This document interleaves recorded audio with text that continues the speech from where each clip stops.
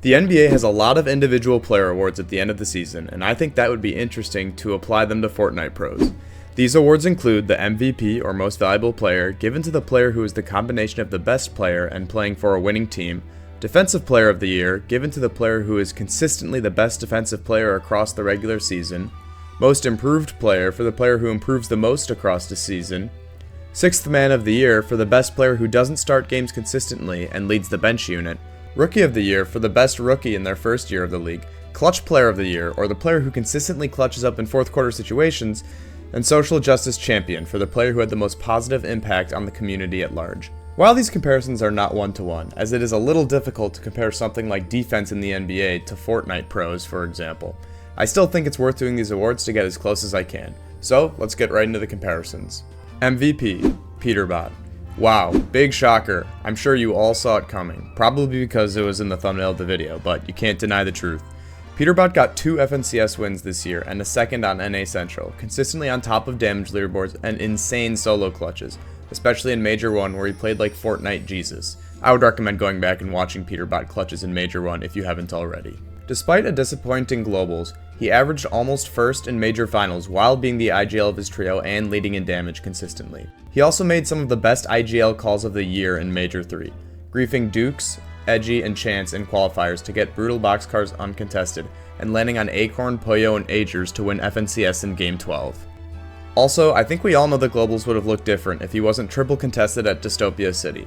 I think one of Queasy, Murstache, and Swizzy could be on here as well for the MVP, but they did not perform well enough outside of globals to be in contention. Some other runner-ups include Vanya, Pixie, Marius, Chino, Pablo Wingu, and Fredoxy, but I don't think their individual performances compare to Peterbot's in 2025. Defensive Player of the Year, Cammy. As I said, this one is a little bit difficult to do, but hear me out. Cammy and Seti both started the year pretty poorly for their standards, as it was clear both of them on the same trio was not going to work anymore. While both of them are insanely intelligent players, they are a little behind mechanically compared to other top pros in 2025. Cammy split up with Seti and teamed up with Hari and iDrop for the final major after Cammy, Seti, and Hari placed 21st and 9th in the first 2 majors. He led his new trio to an 8th place in Major 3 as the IGL, qualifying them to Globals, and then placed 4th at Globals as he was able to lead the team to consistent placements. Why I went with Cammy over Seti for this, despite Seti's trio's placements being a little better than Cammy, is that Cammy also placed 1st in the Eraser Solo LAN, and 2nd in the Solo Series, playing both extremely methodically and safe for placement, which I would consider very strong defensive play. Cammy was able to perform very well throughout most of the year despite not being the strongest mechanical player due to his strong defensive gameplay. Most Improved Player, Chino. I think Chino is easily the obvious pick for Most Improved Player in 2025, and I don't even think it's close. He went from placing 49th with Chapix in Major 2 in 2024 to winning FNCS on EU and placing 2nd in another within a year. Chino started the year with Pink and Nebs and placed 12th in the first trio FNCS, and when he teamed up with Fredoxy and Pablo Wingu, he placed 2nd and 1st in Majors 2 and 3 and went on to place 7th at Globals. Not only did his trio place well at Globals, he had the most eliminations in the whole tournament with 33. And this is all while they were contested at Rangers Ruin by Tayson's trio and were only really able to play out 7 of their games. Many people think that they would have won this whole tournament if they weren't contested, and honestly, I do think I agree.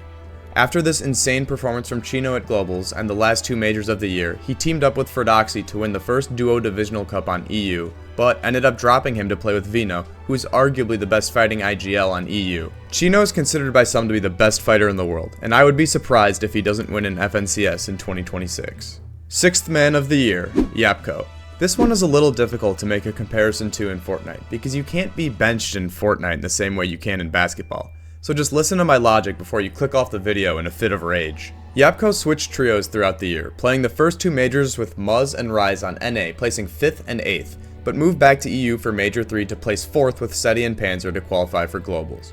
It seemed like when a team needed a good player to pick up in a pinch, it was Yapko, and despite not having a consistent team, he played well all year and his placements really reflect that, which I think is very similar to his 6th Man of the Year. But when it mattered the most at Globals, he was immense and placed 3rd with Seti and Panzer.